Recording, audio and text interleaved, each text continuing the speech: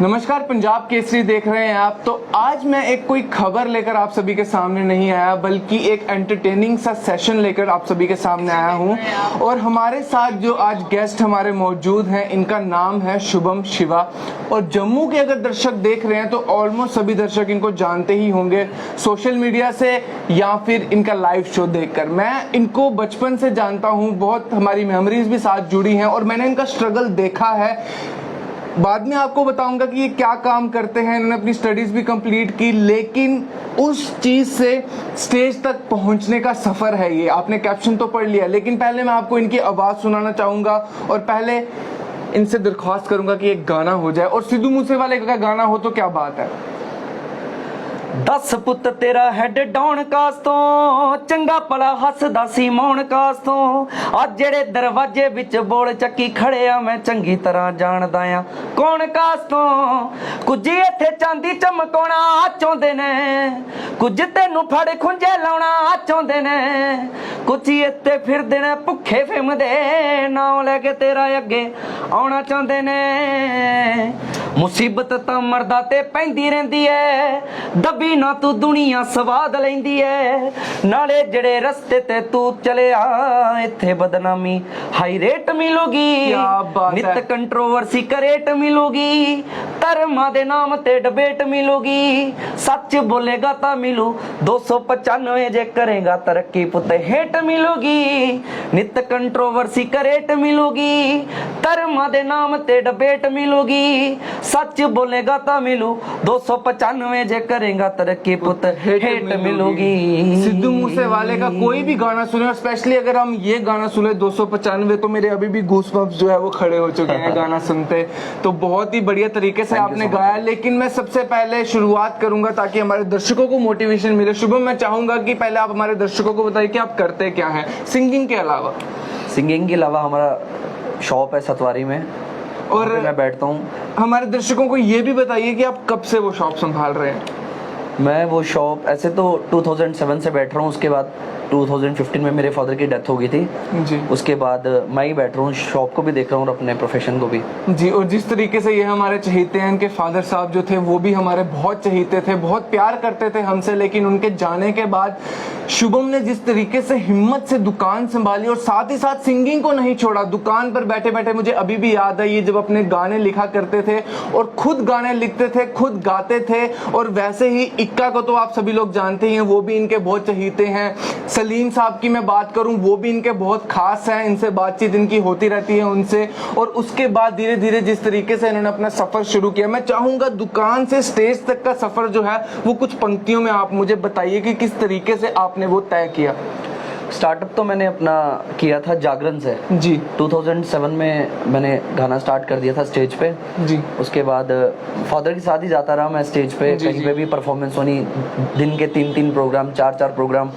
उसके बाद जब उनकी डेथ हो गई फिर 1-2 साल मेरा बीच में गैप पड़ गया जी जी। उसके बाद फिर मैंने कहा कि फिर से मुझे स्टार्टअप करना चाहिए जी, कि सभी के सामने आना चाहिए कि मैं कहाँ चला गया था इतने टाइम से। और लोगों ने भी काफी सपोर्ट किया। उसके बाद मैंने सॉन्ग निकाला, काफी प्यार मिला जम्मू से, पब्लिक का, बहुत बाहर से भी लोगों का बहुत प्यार मिला। में उस गाने के व्यूज भी गए हैं। उस गाने का नाम भी आप बताइए। उस गाने का नाम है खोफ रथ दा जी। और उसके बाद फिर मैंने एक और सॉन्ग किया, उस गाने का नाम है जय डुगर जय डोगरा, वो आप यूट्यूब पे सर्च करके देख सकते हो जी। देन उसके बाद फिर मैंने एक गाना ऑफिशियली रिलीज किया, उस गाने का नाम है ड्राई डे जी। तो अभी लास्ट ईयर शादियों में भी वो गाना बहुत बजता है जम्मू की शादियों। उसके बाद एक और सॉन्ग है, उसका नाम है पॉपुलर जट। और भी गाने आ रहे हैं, बहुत गाने आ रहे हैं, अभी जल्दी ही करेंगे हम। मैं चाहूंगा एक पहले सलीम जी का कोई गाना हो जाए। हाँ जी बिल्कुल। रब्बा विछड़ जावे जे कदी यार तेरा,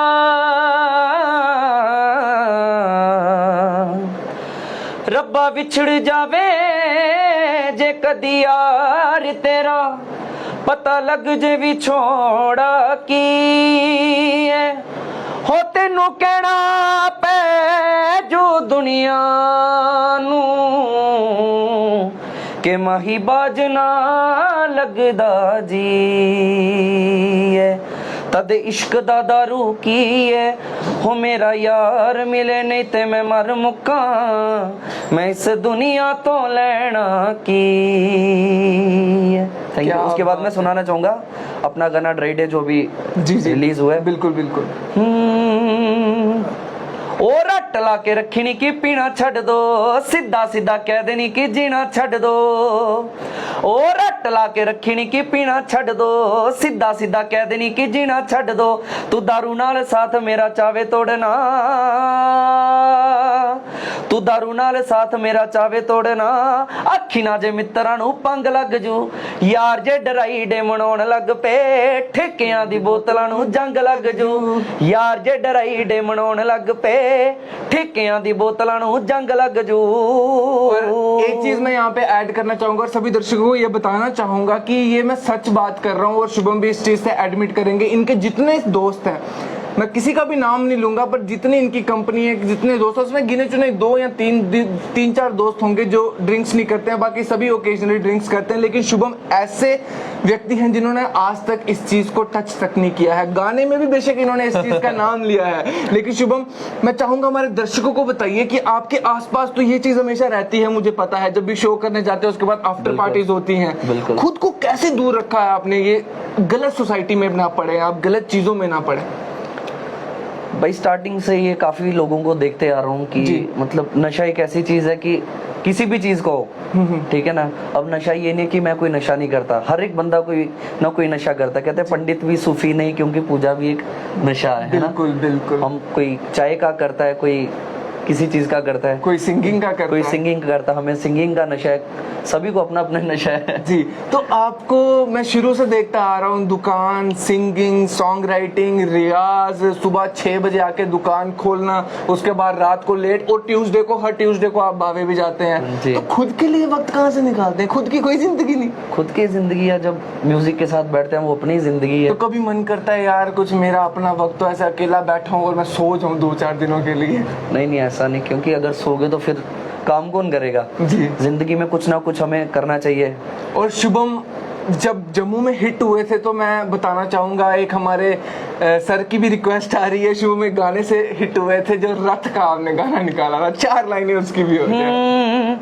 ओ कोई किती है पढ़ाई उन्हें मैजिक च कादा बने आओ आई जी ट्रैफिक च कोई किती है पढ़ाई उन्हें मैजिक च कादा बने आओ आई जी ट्रैफिक च कोई आखदा है सिर फिरा उसनू कोई आखदा है सिर फिरा उसनू कोई कहंदा फिरे काटा ओनू मत दा इना बापू दे छितरां तो डरे ना हो जिन्ना खौफ पिया रथ दा हुण हौली हौली मित्रों मैं वेखिया बुलेट तो पटाका लथ दा इना बापू दे छितरां तो डरे ना हो जिन्ना खौफ पिया रथ दा।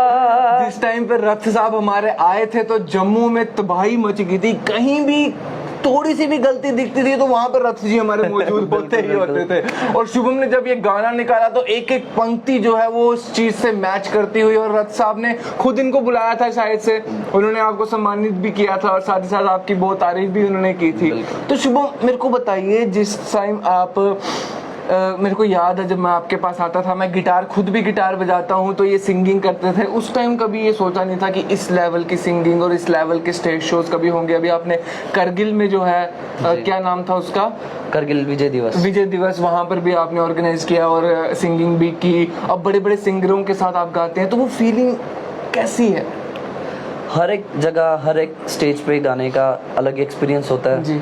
क्योंकि हमने भी जब स्टार्टअप किया था सुन सुन के देख देख के स्टेज में परफॉर्मेंस है ना, उन आर्टिस्टों को देख के कि क्या है क्या नहीं है, उनको देख देख के सीख सीख के, तो मतलब अच्छा एक्सपीरियंस मिलता है। हर एक स्टेज से कुछ ना कुछ सीखने को मिलता है जी। मैं तो यही कहना चाहूंगा। और मैं आपसे जानना चाहूंगा, एक कोई इसमें सबसे फ्रस्ट्रेटिंग कोई चीज लगती है आपको, जब ये अब तो नॉर्मल लाइफ ही बन चुका है, स्टेज शोज, ये ऐसे रूटीन ट्रैवलिंग, ये शो, तो इसमें सबसे ज्यादा फ्रस्ट्रेटिंग चीज क्या लगती है आपको?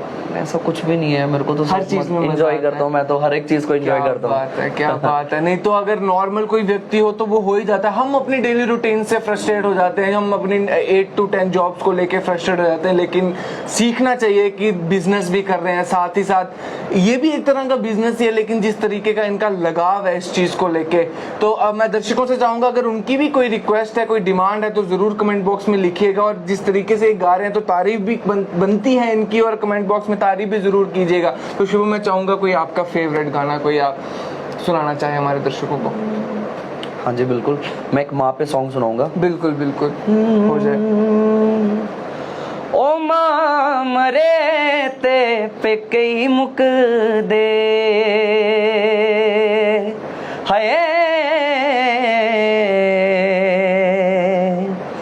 प्यो मरे कर वेला,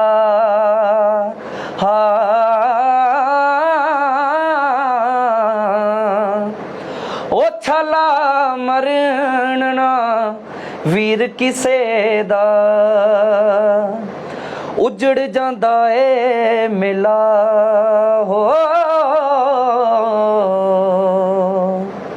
ओ सब रोगां तो रोग है डाडा, जिस दा नाम विछोड़ा, के मुख में थो मोड़े आई दिल मेरा तोड़े आई, जाके परदेसी डेरे लाले, तेरिया विछोड़िया ने चंदरिया पोरिया ने, मैं ते मेरा बाबा दो वेखाले, बाबा मिट्टी दा ओ बोलदा ही नहीं, बाबा मिट्टी दा ओ बोलदा ही नहीं, ओ मेरी गल सुन लैंदा दुख अपने फरोलदा ही नहीं, अपने फरोलदा ही नहीं, अपने फरोलदा ही नहीं, अपने फरोलदा ही नहीं। क्या बात है। तो शुभम, जब तक झुर्रियों वाले हाथ हमारे सर पर होते हैं हम गर्व से जीते हैं और कोई चिंता हमें नहीं होती। तो आपने तो काफ़ी देर से बिना पिताजी के आपने अपना टाइम काटा है, तो थोड़ा उसके एक्सपीरियंस के बारे में बताइए कि कितना मुश्किल रहा, और बिना फादर के लाइफ और फादर जी के साथ की लाइफ कितना डिफरेंस लगा उसमें? भाई एक बाप एक रीढ़ की हड्डी होती है ना। बिल्कुल। कोई भी हो, किसी का भी, मैं तो कहता हूँ कि जिंदगी में कभी भी किसी के माँ बाप को कुछ ना हो, है ना। सभी ठीक रहें, भगवान सभी की लंबी उम्र करे। बाकी भाई ये किस्मत की बात है, पिछले जन्म के कोई कर्म ऐसे होते हैं जी। बाकी मेरे फादर मेरे को बहुत सपोर्ट करते थे जी, जी, जी। और मेरी मदर भी, सभी मेरे को फुल सपोर्ट करते हैं जी। और मतलब उनके जाने के बाद काफ़ी चीज़ें, घर के रिस्पॉन्सिबिलिटीज़, सारी चीज़ें देख के, मतलब जो टाइम मैं पहले दे पाता था वो टाइम अब नहीं दे सकता, क्योंकि मेरे को सब कुछ देखना है, घर भी देखना है, अपनी सिंगिंग भी देखनी है, अपना बिजनेस भी देखना है, और घर के अर्निंग हैंड भी यही है। हाँ, क्योंकि घर पे कमाने वाला सिर्फ मैं ही हूँ, तो इसलिए मुझे सब कुछ मैनेज करके, सब कुछ देख के चलना पड़ता है। बाकी बहुत ही मोटिवेशनल चीज़ है जो आपने अभी बात करी, और बहुत ही लोग जो है इससे सीखेंगे भी, क्योंकि जब तक हमारे पास वो चीज़ होती है तो हमें उसका महत्व नहीं पता होता, उसकी इंपॉर्टेंस नहीं पता होती। इंपॉर्टेंस तब पता चलती है जब वो चीज़ बिछड़ जाती है। बिल्कुल भाई, कोई भी चीज़ है, मतलब जब तक आपके पास है ना, जरूरी नहीं पेरेंट्स, हाँ, कोई भी चीज़ है जब तक आपके पास है तो आप इतना इम्पोर्टेंस नहीं देते। जब टाइम आने पे, जब सिचुएशन ऐसी बनती है, कुछ टाइम ऐसे आते हैं लाइफ के बीच में, कुछ ऐसे टर्निंग पॉइंट आते हैं, वहाँ पे हर एक बंदे को महसूस होता है। जी, तो जाते जाते ये मैसेज आप सभी के लिए रहेगा कि सही वक्त रहते उस चीज़ की अहमियत समझिए और उस चीज़ की इम्पोर्टेंस समझिए। शुभम, बहुत बहुत शुक्रिया हमारे शो में आने के। हम फिर से चाहेंगे, अभी मुझे पता है आपको जल्दी है, तो हम फिर से आपको एक बार बुलाना चाहेंगे और आपसे विस्तार से बातें करेंगे, लेकिन तब तक के लिए आप दीजिए इजाज़त और देखते रहिए पंजाब केसरी। धन्यवाद। Thank you.